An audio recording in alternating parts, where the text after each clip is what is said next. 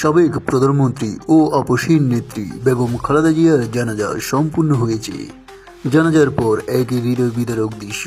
মায়ের কফিনের পাশে নীরবে দাঁড়িয়েছিলেন বিএনপির ভারপ্রাপ্ত চেয়ারম্যান তারেক রহমান।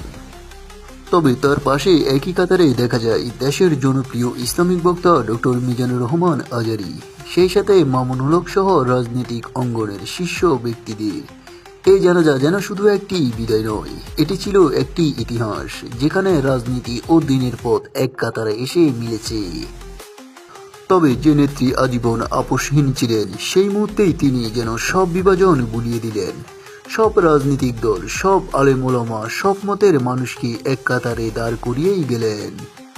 তবে জানাজার পর আরেকটি দৃশ্য মানুষের হৃদয় ছুঁয়ে যায়।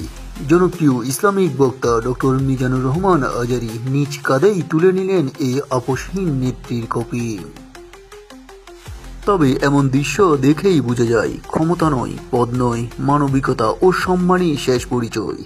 একজন রাজনীতিক নেত্রীর বিদায়ে এমন বড় বড় আলেমের নীরব উপস্থিতি বাংলাদেশের ইতিহাসে এই দৃশ্য চিরকাল স্মরণীয় হয়েই থাকবে।